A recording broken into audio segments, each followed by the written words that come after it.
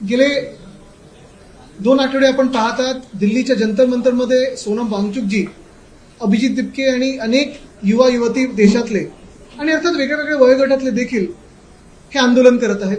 सोनमजी उपोषण करत आहेत. त्यांना हॉस्पिटलमध्ये कसं जोर जबरदस्ती नेलं आपण पाहिलं. त्यांना भेटू कसं देत नाही हे देखील पाहिलं. परवा देखील आमचे जे खासदार आहेत त्यांना भेटायला गेले होते हॉस्पिटलला, त्यांची भेट घेऊ दिली नाही. आणि हे सगळं होत असताना काल जो मोर्चा निघाला आपण पाहिलं असेल, उत्स्फूर्तपणे असंख्य तरुण तरुणी दिल्लीच्या रस्त्यावर उतरले आणि हे सगळे जे देशाचं संसद भवन आहे, जिथे एकेकाळी लोकशाही असायची, त्या संसद भवनाच्या दिशेने मोर्चा काढू लागले होते. आणि हे सगळं आम्हाला वाटलं होतं की कोणीतरी प्रधानमंत्री कदाचित लोकांना भेटत नसतील किंवा प्रेस कॉन्फरन्स घेत नसतील, पण एक तरी मंत्री येऊन पुढे या 20 दिवसात बोलला असता किंवा आत्ता तरी कोणी चर्चेला पुढे आलं असतं. आपल्याला आठवत असेल, अण्णा हजारे जेव्हा बसले होते तेव्हा मनमोहन सिंग साहेबांच्या कॅबिनेटमधून 5 मंत्री, एक नाही 5 वेगळे मंत्री चर्चेला पुढे गेले होते. स्वतः विलासरावजी होते, अनेक मंत्री होते आणि सातत्याने विरोधी पक्षाशी चर्चा करत होते. अण्णा हजारे मुव्हमेंटच्या मागे जी भाजप होती त्यांच्याशी चर्चा करत होते. ह्या सगळ्यांशी चर्चा करण्याचा प्रयत्न होता.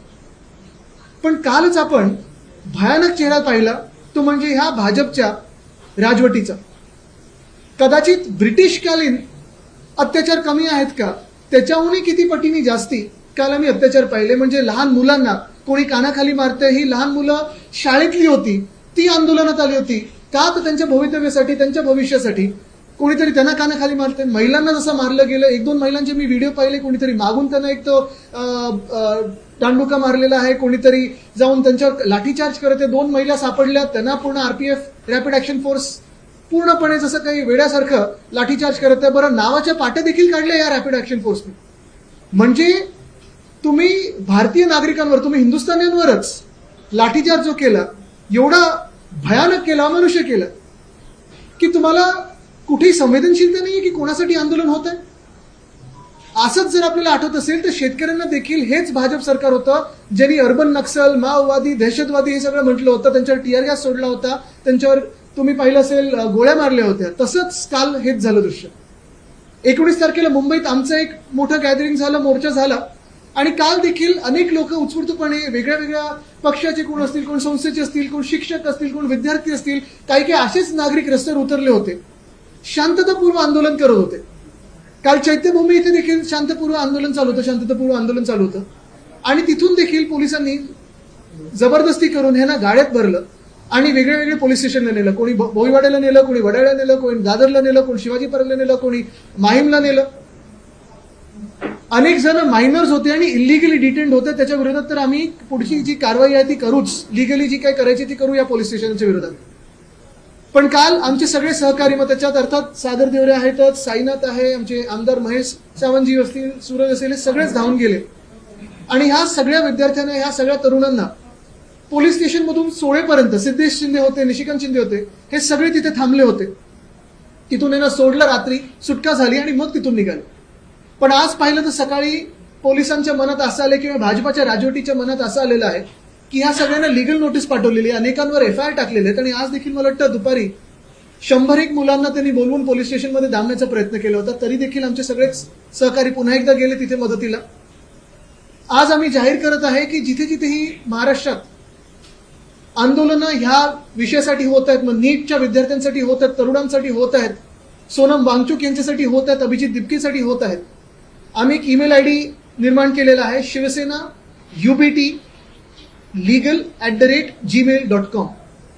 Shiv Sena UBT legal@gmail.com. आपण सर्वांनी, ज्या कोणी ह्या विषयापुरतं, मग त्याच्यात सोनम वांगचुकचं उपोषण असेल, अभिजित दिपकेचं उपोषण असेल, दिल्लीत जे काल प्रकार घडलेला आहे ते असेल, ह्याच्या विरोधात जे कोणी आंदोलन करते, शांततापूर्व आंदोलन करते, तुम्हाला जर नोटीस आली, तुम्हाला जर एफआयआर टाकली गेली, तर ह्या ईमेल आयडीवर संपर्क करा. आम्ही तुमच्या सोबत आणि तुमच्यासाठी उभे राहू. असंच मी ह्या राज्यातल्या तमाम पक्षांना, विद्यार्थी संघटनेना आणि खास करून ऍडव्होकेट्सना अपील करत आहे की आपण सगळ्यांनी ह्याच्यात एकत्र येणं गरजेचं आहे. मी सगळ्या ऍडव्होकेट्सना हीच विनंती करत आहे की आपण ह्या देशासाठी ह्या तरुणांच्या केसेस प्रो बोनो, म्हणजे फ्री ऑफ कॉस्ट, घेऊन लढणं गरजेचं आहे. ज्यांना ज्यांना वाटत असेल, ज्यांना ज्यांना संवेदनशीलता असेल, ज्यांना वाटत असेल की नाही मी सोनम वांगचुक यांच्यासोबत उभं राहिलं पाहिजे, माझ्या देशासोबत उभं राहिलं पाहिजे, देशद्रोही भाजपच्या विरोधात उभं राहिलं पाहिजे, त्यांनी पुढे येऊन आमच्यासोबत संपर्क साधून ह्या मुलांना, मुलींना, युवा युवतींना किंवा जे कोणी आंदोलन करते आहेत त्यांना साथ देणं ही गरजेची आहे. आपण पाहिलं असेल गेल्या 2-4 दिवसामध्ये जी आंदोलनं झाली त्याचा जो काही पडसाद आहे बाहेर पण उमटत आहे. लंडनमध्ये चांगलं आंदोलन झालं, तिथे पीसफुल गॅदरिंग तिकडच्या सरकारने मान्य केलं, करू दिलं तिथे आंदोलन. पण आमच्याच देशातल्या देशद्रोही भाजप सरकारने हे आंदोलन होऊ दिलं नाही, चिरडण्याचा प्रयत्न केला. नेदरलँड्समध्ये तसंच आंदोलन झालं. जगभरात अनेक ठिकाणी भारतीय जे आपले आहेत, हिंदुस्थानी जो डायस्पोरा, जे मोदी साहेब त्यांना भेटत असतात सतत, हे येऊन तिथे आंदोलन करतायत. शांततापूर्व होत आहे, कुठेही काही त्रास नाहीये, तिकडच्या लोकांना त्रास नाहीये. पण इथे तरुणांसाठी कोणी लढत असेल, इथे कोणी शिक्षणासाठी लढत असेल तर भाजपला हा त्रास होतो. आणि ह्या गेल्या 20 दिवसामध्ये आपण अजून एक गोष्ट पाहिली असेल, अनेक विद्यार्थी संघटना आपापल्या परीने ह्याच्यात आंदोलनं करत आहेत. मग युवा सेना करत आहे, NSUI करत आहे, इतर सगळ्या ज्या विद्यार्थी संघटना आहेत त्या रस्त्यावर उतरल्यात. फक्त एक विद्यार्थी संघटना गायब आहे. ती नुसतं कॉलेजमध्ये मारामारी करायला, दमदाटी करायला, घुसून कोणाला ते ठोकायला जातं, पण विद्यार्थ्यांचा प्रश्न असला तर जात नाही.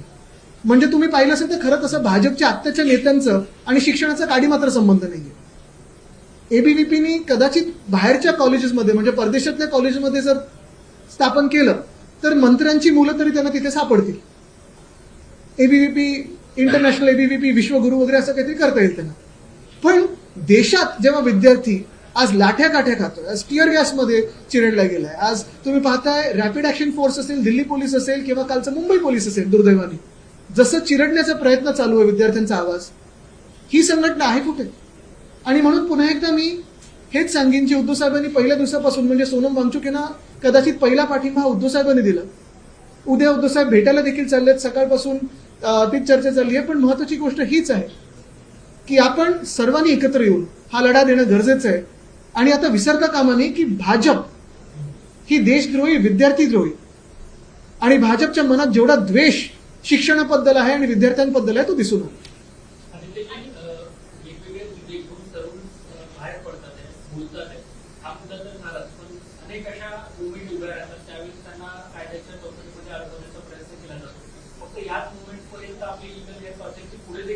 आत्तासाठी सोनम वांगचुक, अभिजित दिपके जे तरुणांसाठी करत आहेत, आम्ही सर्व विद्यार्थी संघटना एकत्र आलेलो आहे. आपण पाहत असाल तर राहुल गांधी आणि प्रियंका गांधी देखील लोक कल्याण मार्ग, ते नावासाठी लोक कल्याण आहे, बाकी अदानी कल्याण मार्गाला जिथे उभे राहिलेत आंदोलन करत. पण मुद्दा असा आहे की हे सगळे विद्यार्थी संघटना एकत्र आलेत आणि आंदोलन करत आहेत. जिथे जिथे केस होईल आम्ही तिथे उभे राहू.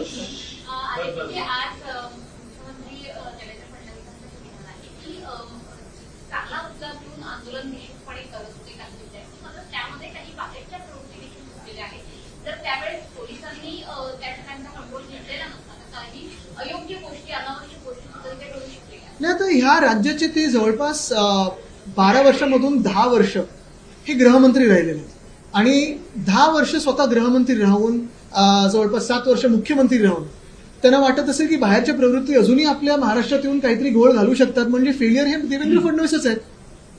आणि जर त्यांचा इंटेलिजन्स एवढा फेल होत असेल तर मग त्यांनी पद सोडायला हवं. त्यांना खेचणार लवकर दिल्लीमध्ये, पण त्यांनी केंद्रीय जबाबदारी स्वीकारू शकतील का विचार करावा. आणि दुसरं म्हणजे खरोखर 10 वर्षाची, 12 वर्षाची, 15 वर्षाची मुलं ही बाहेरच्या प्रवृत्ती आणू शकतील का?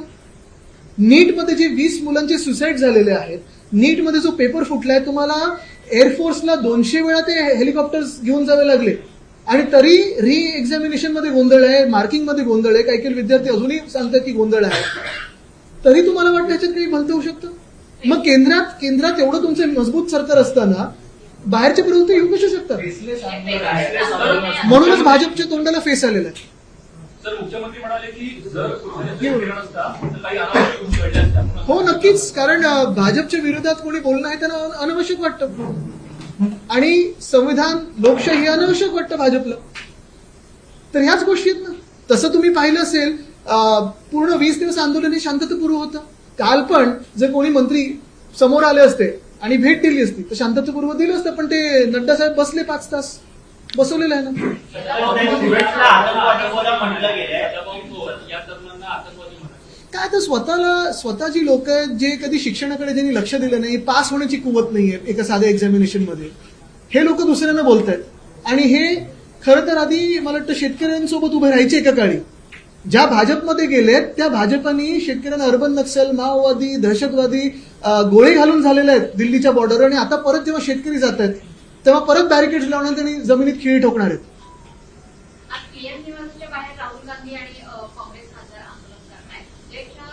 उद्धव ठाकरेंचं जे घेणं आहे त्याचं स्वरूप काय असणार आणि सगळ्यात महत्त्वाचं रविवारी जे शिवाजी पार्कमध्ये आंदोलन झालं त्या पद्धतीचंच काही आंदोलन राजकीय पक्ष मुंबईत महाराष्ट्रात करू इच्छितात. मला वाटतं आता हे राजकारणा पलीकडे गेलेलं आहे. आपण पाहिलं असेल त्या दिवशी पण अनेक देशभक्त, अनेक लोक जे असे आहेत ज्यांना वाटतं की त्यांच्या मुलांसाठी पुढे येणं गरजेचं आहे. मी पाहत होतो नंतर पण आपले काही चॅनल्समधून जे रिपोर्टिंग होत होतं, काही लोक असे होते जे कधीही राजकीय पक्षांसाठी उतरणार पण नाहीत, पण या देशासाठी उतरतील. काही लोक असे ज्यांना वाटतं की माझ्या मुलाने किंवा मुलांनी पुढे जाऊन डॉक्टर बनावं, इंजिनियर बनावं, काहीतरी बनावं. त्या लोकांनी या देशाच्या काळजीपोटी हे पुढे आलेले लोक होते. आणि अशा लोकांसाठी नक्कीच काही पुढे आम्ही करणार आहोत येत्या 5-7 दिवसामध्ये. आपल्याला माहिती आहे सर्वांना की जेव्हा हे आंदोलन पुकारलं गेलं, सोनम वांगचुक जेव्हा उपोषणाला बसले, कदाचित राजकीय पक्षांमधून पहिला पाठिंबा हा उद्धव साहेबांनी दिला होता. सातत्याने उद्धव साहेब अभिजितच्या टचमध्ये आहेत. आणि काल आजपासून आमचं सकाळपासून जी काही चाललीत बोलणी, उद्या सकाळी उद्धव साहेब त्यांना जाऊन भेटणार आहेत. एक महत्वाचं आहे की तिथे जाण्याच्या आधी आम्ही इथे देखील महाराष्ट्रात एक मोठं आंदोलन करून दाखवलं. सगळेच लोक, काही पक्षाचे नव्हते, अनेक लोक वेगळे वेगळे आले होते. पण काल तसंच कोल्हापूरमध्ये मोठं आंदोलन झालं, छत्रपती संभाजीनगरमध्ये झालं, नाशिकमध्ये झालं, नागपूरमध्ये झालं, पुण्यात झालं. आणि जरी पक्षाचा झेंडा नसला तरी आमचे सगळे युवा सैनिक, युवती सैनिक हे पुढे होते. 23 जुलैला प्रकाश आंबेडकरांनी मुंबई बंदची हाक दिलेली आहे. तुम्ही सहभागी होणार का? मला वाटतं अजून काही संपर्क झाला नाही. आणि कालचं पण जे आंदोलन होतं, आपण पाहताय की प्रत्येक गोष्ट ही कोऑर्डिनेटेड नाही होते. काही लोक उत्स्फूर्तपणे करतात आणि प्रत्येकाने आपापलं करावं. आणि हे तर देशभरात झालं पाहिजे.